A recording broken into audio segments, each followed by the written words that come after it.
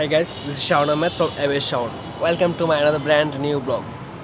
আপনারা তো এটাই বলছিলেন না আজকে আমি এরকমভাবে একটা ব্লগে ইন্ট্রো দেবো, কিন্তু না, ব্যাড লাক। আমার ইউটিউবে মেবি আর ভিডিও দেওয়া হইব না। গত কিছুদিন ধরে আমি যতগুলো ভিডিও দিতেছি, লাস্ট একটা ভিডিও দিলাম, ওইটারও কোয়ালিটি খুব বাজে। আমি জানি না কেন ভিডিও কোয়ালিটি এত খারাপ হতেছে, আগে এত খারাপ হইতো না। দেন আরেকটা ভিডিও আমি আপলোড করার পর প্রাইভেটে রাখছিলাম, শিডিউল করছিলাম, বাট পাবলিক করে নেই। কারণ আমি নিজে দেখতেছি যে ভিডিও কোয়ালিটি এত বাজে, কি কোনো কারণ খুঁজে পাইতেছিলাম না। প্রথমে আমি ভিডিওটা মোবাইলে এডিট করছিলাম ইনশর্ট অ্যাপ দিয়ে, দেন ভাবলাম মেবি ইনশর্ট অ্যাপে কোয়ালিটি খারাপ হয়, তাই আমি ইনশর্ট অ্যাপ চেঞ্জ করে আমি আবার কাইনমাস্টারে করলাম। নো চেঞ্জ, সেই আপলোড করার পরে অবস্থা খারাপ। এমনিতে আমার ল্যাপটপ স্ক্রিনে আর মোবাইল স্ক্রিনে ভালোই দেখাইতেছে, কোয়ালিটি খুব ভালো। কিন্তু যখন আমি আপলোড করি ইউটিউবে, আপলোড করার পরে আমি খুব বাজে কোয়ালিটি দিতেছি। দেন কোনো কারণ খুঁজে পেতেছিলাম। দেন আবার ল্যাপটপে আমি অ্যাডোবে কাজ করলাম।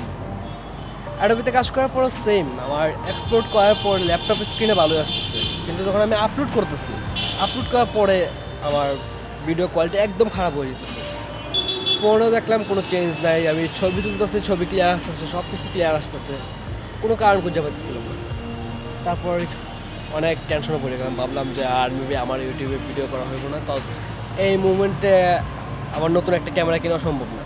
কারণ কিছুদিন আগে আমি যেটাতে ভিডিও করতেছি এই ফোনটা আমি নিয়েছিলাম, এখন আবার ক্যামেরা অসম্ভব, তো কেয়ার করার এখন ভিডিও করা বাদ দিয়ে দিব, এরকমই প্ল্যান করতেছিলাম। তো হঠাৎ একদিন ফোনটা আমি গাড়তেছিলাম, ফোনটা গাড়তে দেখে যে কিসের জন্য জানি আমি ক্যামেরা সেটিংয়ে গেলাম। হঠাৎ দেখি কি আমার ভিডিওর যে কোয়ালিটি আছে ওইটা আমি 720p-তে রেখে দিয়েছিলাম। কোনো একটা কারণে বা হয়তো বা কোনো একটা সময় কোনো একটা স্পেশাল বা কোনো একটা কারণে আমি রাখছিলাম, বাট কারণটা আমার মনে পড়তেছে না। তারপর তো মাথা একদিকে খুশি, আরেকদিকে মাথা গরম হয়ে গেছে। আমি একটা ব্লগ করলাম, এত দূর গেলাম, আমি ব্লগের ভিডিওটার কোয়ালিটিটা এত খারাপ, মাথাটা খারাপ হয়ে গেছে, তাও আমার একটা ভুলের কারণে। আর সেকেন্ডলি যেটার কারণে আমার ভালো লাগছে, খুশি লাগছে, সেটা হলো গিয়ে যে আমি রিজনটা পাইছি যে কিসের জন্য আমার ব্লগিং কোয়ালিটি খারাপ হচ্ছে। তো রিজনটা পাওয়ার পর অনেক খুশি লাগতেছে। ক্যামেরার কোয়ালিটিটা আবার 1080p-তে নিলাম, দেন আবার দেখলাম যে কোয়ালিটি মোটামুটি ভালোই আসতেছে। সো আপনাদের সবার ভালোবাসার জন্য আর আমার ভিডিওটা করাটা বাদ দিতে দিতেছে না। আমি আমার ক্যামেরার যে প্রবলেমটা ছিল, প্রবলেমটা ধরে ফেলতে পারছি, এখন একটা ফিক্সড করলাম, দেন আবার আপনাদের সামনে আসলাম। তো এটাই বলার ছিল। আমি অনেকটাই কী বলবো, টেনশন সব কিছু মিলে একটা ইউটিউব আমি শুরুও করলাম না, মাত্র 10টা বা 11টা ভিডিও দিলাম, এর মধ্যে আমার ইউটিউব ছেড়ে দিব, ভাবতেই অনেকটা খারাপ লাগতেছিল। আর ইউটিউবটা মূলত আমি ইউটিউব করবো বলে আমি ইউটিউব করি না। ইউটিউবটা করি বলতে আমার ঘুরতে ভালো লাগে, বা মেইনলি প্রথম দিকে আমি ইউটিউবে শুরু করতে চেয়েছিলাম যে সবাই এন্টারটেইন করার জন্য, ফানি ভিডিও টাইপের করার জন্য। কিন্তু একটা সময় আমি দেখলাম যে আমার কন্টেন্টগুলো, ফানির যে ক্যারেক্টারগুলো, ওইগুলো আমার ফেসের সাথে বা আমার সাথে যাইতেছে না। আমি এইগুলো আমি করতে পারতেছি না। আমার অভিনয় দেখে মানুষ আসবে না, আমাকে দেখে আসবে, এরকম একটা অবস্থা যে আমার সাথে এগুলো যায় না, এরকম হয়ে যায়। তো যার কারণে আমি ফানি কন্টেন্ট চেঞ্জ করার পরে দেখলাম যে আমার তো ট্রাভেলিংয়ের শখ আছে, ট্রাভেলিং করতে আমার ভালো লাগে। সো ফাইনালি ট্রাভেল ব্লগে আসলাম। তো একে আর অ্যাজ এ ট্রাভেল ব্লগার বাসায় বসে বসে ভিডিও করতে ভালো লাগে না। তো এখন আসছি আমরা হবিগঞ্জ এমএরফ যে পাবলিক লাইব্রেরি আসছে, ওইটা স্মৃতি জাদুঘর বলা যায়। এটা এই যে এই বিল্ডিংটা ছিল, এই বিল্ডিংটা আগে ছিল না, এটা নতুন করেছে সম্ভবত মুক্তিযোদ্ধাদের জন্যই এই বিল্ডিংটা। আগে এটা পুরোটাই একটা পার্কের মতো ছিল, তখন দেখতেও ভালো লাগতো, বাট এই বিল্ডিংটা করার কারণে এটা সৌন্দর্যটা কমে গেছে। আমি জানি না কেন করছে, সরকারি কাজে সমালোচনা না করাই ভালো, বাট এটা করার পরে এখানে যে নর্মাল যে সৌন্দর্যটা ছিল ওইটা কমে গেছে। এখন শুধু এই লাইব্রেরিটা আছে, আর বসার জন্য এদিকে একটা জায়গা, এদিকে একটা জায়গা, এটুকুই আছে। হবিগঞ্জে তো এমনিতে কোনো পার্ক নাই, এটাই ছিল একটা মোটামুটি আড্ডা দেওয়া, ফ্রেন্ডের দিকে আড্ডা দেওয়া একটা পারফেক্ট জায়গা। পাশেই রাস্তা আছে, যার কারণে কোনো রিস্কও ছিল না। কোনো খারাপ ছেলে মেয়েদের কোনো একটা ভয় যেটা থাকার কথা ওইটাও ছিল না। তারপরে এই বিল্ডিংটা দেওয়ার কারণে একটু সমস্যা হয়েছে আর কি, এখন আড্ডার যে সমস্যা, এখন একটা বন্ধ হয়ে যাচ্ছে। বাট যদিও আজকে আমার ব্লগ করার ইচ্ছা নেই, বাট এখানে আসছি যেহেতু আমি জায়গাটা আপনাদেরকে একটু পরিচয় করে দিই। আমার এদিকে স্থানীয় স্মৃতিসৌধ আছে একটা, আর একটা পুরোনো খোয়াই নদী আছে, যেটা গভর্নমেন্ট চাইলে এটা লেক হিসাবে পরিণত করতে পারে, মানে একটা পর্যটন স্পট বা একটা যে লোকাল যে মানুষ আছে তাদের যে একটা ঘোরাফেরার জন্য বা একটা উইকেন্ডে টাইম কাটানোর জন্য একটা স্পট করা যেতে পারে। তো আই ডোন্ট নো এটা কেন করা হইতেছে না, হয়তো বা যে স্থানীয় প্রভাবশালী আছে এদের জন্য, হয়তো বা অন্য কোনো কারণে, বা হয়তো আই ডোন্ট নো। সো এটা নিয়ে আমার মন্তব্য করতে চাই না, আমি জাস্ট এটা একটু দেখাইতেছি। That's the lake, I mean পুরাতন খোয়াই নদী। আর এখানে যেটা দেখতে পাচ্ছেন আপনি, আমি জম করে একটু দেখাই, এই যে স্থানীয় স্মৃতিসৌধ।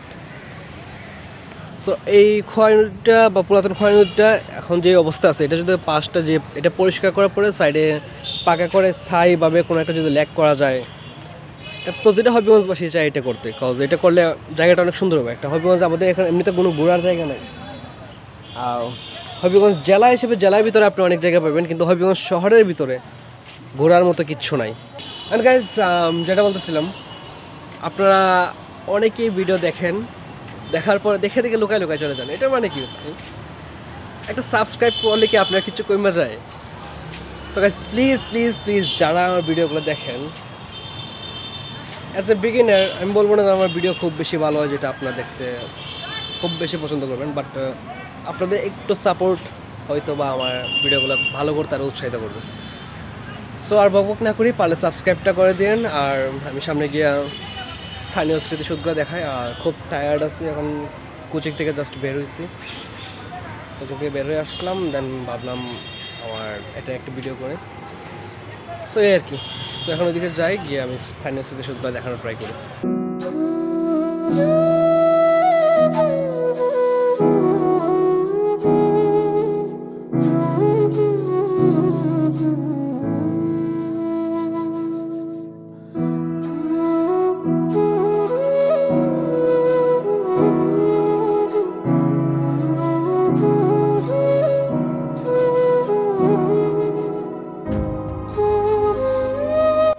সো গাইস, এটাই হলো আমাদের স্থানীয় স্মৃতিসৌধ। আমি জানি না দেখা যেতেছে কিনা, সূর্যের কারণে আমি ভালো করে বুঝতেছি না।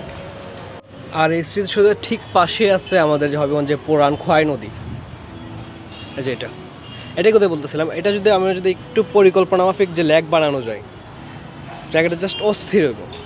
পাশে একটা মুক্তিযুদ্ধের স্মৃতিস্তম্ভ, আর তার পাশে একটা লেক, অসাধারণ একটা জায়গা হইব। বাট আই ডোন্ট নো এটা সরকারিভাবে হবে কিনা, ব্যক্তিগতভাবে তো সম্ভব নয়। সো গাইজ, আমি এখন খোয়াই নদীর একটা পাড়ে যে স্থানীয় স্মৃতিসৌধ ছিল ওইটার পাশেই বসে আছি। সো যেটা বলতেছিলাম, ফাইনালি আমার ক্যামেরা কোয়ালিটি ঠিক হচ্ছে। সো যেটা বলতেছিলাম, তো আর কিছু বলতে চাই না, কিছু বলার নেই। ভালো থাকেন সবাই, আর চ্যানেলটা সাবস্ক্রাইব করেন। আই হোপ যে নেক্সট একটা ভিডিও আসবে, ওইটার কোয়ালিটিও একটু খারাপ হতে পারে, কজ এটা আগে ভিডিও করা ছিল ভাই। আর আমি ভিডিও করে মেইনলি এসে আমার মেমোরিগুলো সংরক্ষণ করার জন্য, আমি একটা জায়গায় গেলাম, ওটা যে মেমোরিগুলো ক্রিয়েট হয় মেমোরিগুলো আমি রাখার জন্য। সো দ্যাটস ওয়াই আমি ওই ভিডিওটা আমি ডিলিটও করতে পারতেছি না, কারণ এটা আমার একটা মেমোরি, এটা অনেক মজার একটা ভিডিও আসছে, অনেক ভালো একটা ভিডিও। আই হোপ ভালো লাগবে, জাস্ট কোয়ালিটিটা ছাড়া।